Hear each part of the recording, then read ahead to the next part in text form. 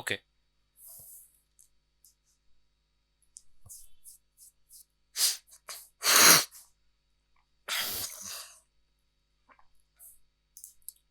ওকে। So এখন আমরা দেখব ভিজুয়াল স্টুডিও কোড ইউজ করে কিভাবে আমরা ডট নেট অ্যাপ্লিকেশনে আমরা কাজ করতে পারি সি শার্প ল্যাঙ্গুয়েজে। So Visual Studio Code is totally free.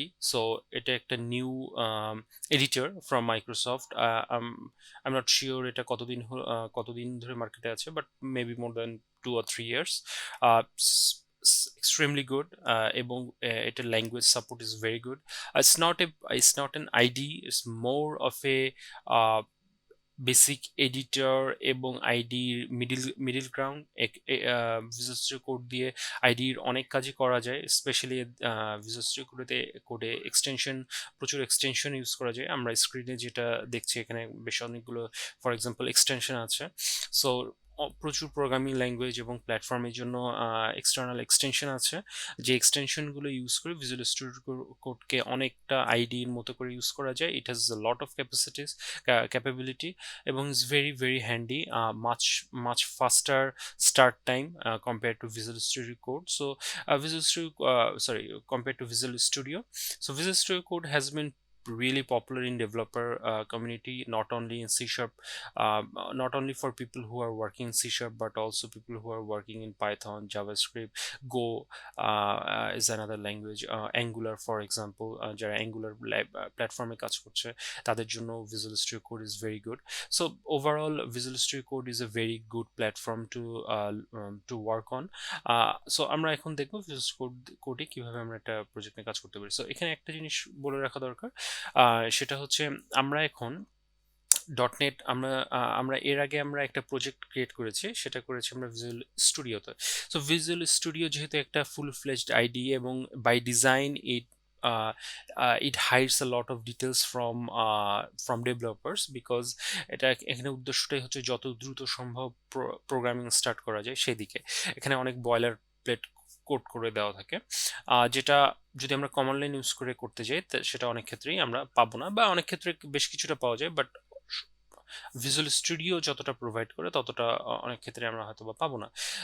So ডটনেট code যখন ইন্ট্রোডিউস হয়, ডটনেট কোড ইন্ট্রোডিউস হওয়ার সময় ডটনেট প্রজেক্টকে একটা ডটনেট প্রজেক্ট ক্রিয়েট করা কমন লাইনের থ্রুতেও এনেবল করা হয়, যেটা আগে ছিল না। ডটনেট ফ্রেমওয়ার্ক যখন ছিল তখন we only had visual studio to create an application, create a project.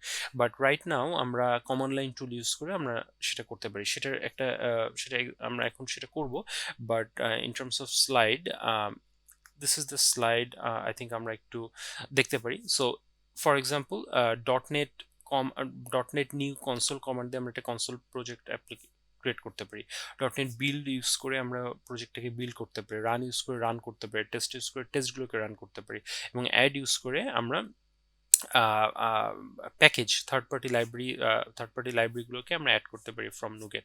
So NuGet নিয়ে ডিসকাশন আমরা এখন করব না, বাট পয়েন্ট ইজ যে আমরা কনসোল থেকে আমরা এই কাজগুলো করতে পারি, যেগুলো আগে ছিল না। ডটনেট কোড যেহেতু ক্রস প্ল্যাটফর্ম, ডটনেট কোডে এই ফ্যাসিলিটিসগুলো দেওয়া হয়েছে।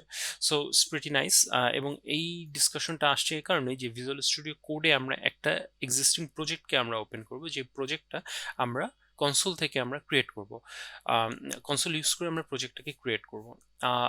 এখানে আরেকটা বিষয় বলে রাখা দরকার, আমরা সিএসএক্স ফাইলস নিয়ে আমরা কথা বলেছি, এবং আমি এক্সাম্পল হিসেবে ভিম ইউজ করে আমি সিএসএক্স ফাইলটাকে আমি ক্রিয়েট করেছি, এডিট করেছি এবং রান করেছি কমান্ড লাইন থেকে। But Visual Studio Code has very good support for CSX, এবং এই এক্সটেনশনের ফাইলগুলোকেও আমরা ভিজুয়াল করে আমরা ওপেন করতে পারি, এবং আমরা কম্পাইল টাইম চেকিংগুলো আমরা পাবো। সো আমরা সবগুলোর এক্সাম্পলে আমরা এখন দেখব।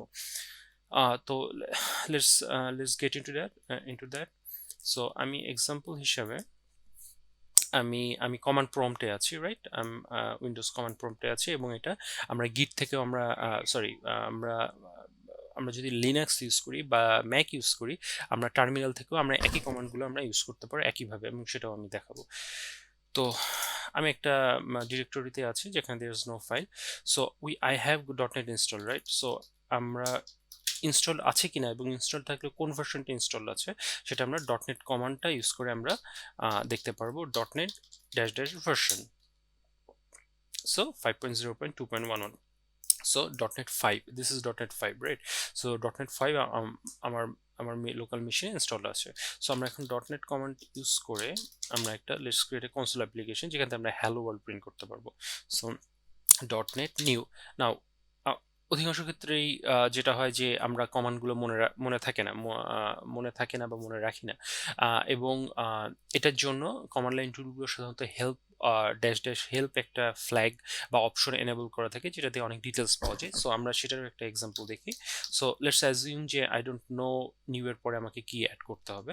সো আমি দিচ্ছি .NET new help, meaning new কোন টাইপের কি প্রজেক্ট নিউ অপশনের সাথে কি অপশন এনেবলড আছে বা কি করা যায় সেটার একটা সেটার ইনফরমেশন আমাদেরকে দাও। সো আমরা যদি সেটা দেই আমরা কিছু ইনফরমেশন আমরা দেখতে পাচ্ছি। সো এখানে ফর এক্সাম্পল আমরা যেই অপশন ইউজ করব সেটা আমি দেখাচ্ছি। আমরা ফর এক্সাম্পল ড্যাশ ও অপশনটা বা আউটপুট অপশনটাকে ইউজ করব টু শো যে কোন ডিরেক্টরিতে আমাদের প্রজেক্টটা ক্রিয়েট হবে। এবং আরও অপশন আছে, সবগুলো আমি নিজেও অতটা ইউজ করিনি। ফর এক্সাম্পল ল্যাং অপশনটা ইজ ম্যান্ডেটরি যদি আমরা সি শার্প ছাড়া অন্য কোনো প্রোগ্রামিং ল্যাঙ্গুয়েজ ইউজ করতে চাই, বিকজ .NET যেহেতু সি শার্পটা is the predominant programming language, default ভ্যালুটা হচ্ছে সি শার্প। সো আমরা যদি এফ শার্পে একটা প্রজেক্ট ক্রিয়েট করতে চাই আমাদেরকে ড্যাশ ল্যাং অপশনটাকে ইউজ করতে হবে। So yeah that's it actually. So let's see আমরা হেল্পটা প্রতি ক্ষেত্রে I think enable. For example আমি এখানে হেল্প দিয়েছি .NET এর উপর। সো এসেনশিয়ালি আমি .NET কমান্ডের পরে আমার জন্য কি অপশন এনেবলড আছে। আমি let me increase the size. So for example এখানেই আমরা দেখতে পাচ্ছি .NET new. So this is the command we have used.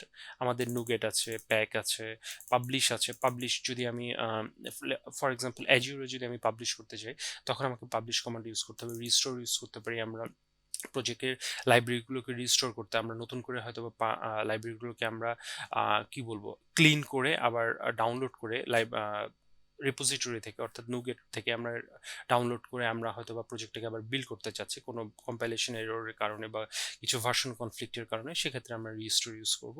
So এই ধরনের অসংখ্য অনেক এক্সাম্পল আছে। সো অফকোর্স আমরা এগুলোতে এখন যাব না। Version is what I have শোন অলরেডি। সো আমি যদি new let's say console, so আমি যদি কনসোলে যাই আমি আবারও দেখতে পাচ্ছি যে কনসোলে আমি কি করতে পারি। তো আমরা এখানে ল্যাঙ্গুয়েজ ভার্সন আমরা দিতে পারবো, ল্যাঙ্গুয়েজটা আমরা বলতে পারবো আমরা যেটা দেখেছি, আউটপুট দেখতে পারবো। সো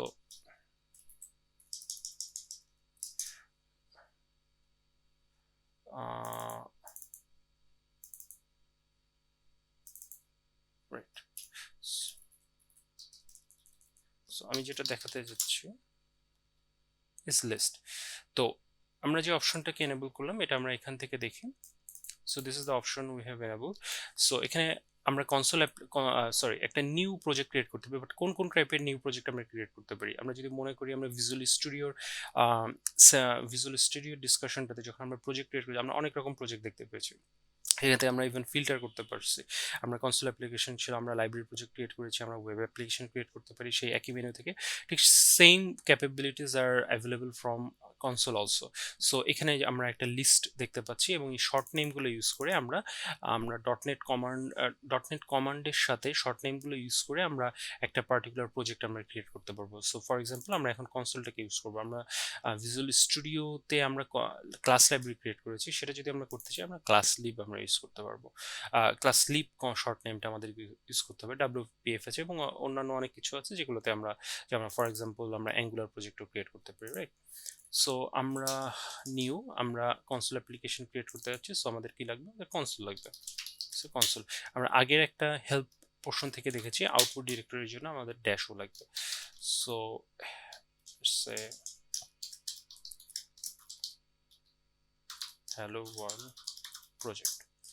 এখন এসেনশিয়ালি .NET আমাদের জন্য একটা নিউ প্রজেক্ট ক্রিয়েট করবে যেখানে নেসেসারি ফাইলগুলো থাকবে এবং নেসেসারি আর্টিফ্যাক্টসগুলো থাকবে, যেমন CSproj। সো আমরা যদি ডার্ট দিই আমরা দেখতে পাচ্ছি একটা ফোল্ডার ক্রিয়েট হয়েছে। আমরা এটার মাঝে যদি আমরা যাই ডট দিয়ে আমরা দেখতে পাচ্ছি এখানে একটা অবজেক্ট ফোল্ডার আছে, এখানে সিএস প্রজেক্ট আছে এবং ডট সিএস আছে। So this is the place যেখান থেকে আমরা ভিজুয়াল স্টুডিও কোড আমরা ইউজ করবো। সো ভিজুয়াল স্টুডিও কোড খুব ইজিলি আমরা অফকোর্স আমরা আমাদের যদি ইনস্টল থাকে আমরা এইভাবে কোড থেকে আমরা ওপেন করতে পারি এবং ডিরেক্টরি আমরা দেখাতে পারি। বাট আরেকটা ইজি একটা অপশন হচ্ছে যে ডিরেক্টরিতে আছে সেই ডিরেক্টরি থেকে যদি আমরা ওপেন করতে চাই তাহলে কমান্ড লাইন থেকে we can just write code dot, then এই ডিরেক্টরিটা এসেনশিয়ালি একটা ফোল্ডার হিসেবে ভিজুয়াল স্টুডিও কোড লোড করবে। ওকে, সো প্রজেক্টটা লোড হয়েছে।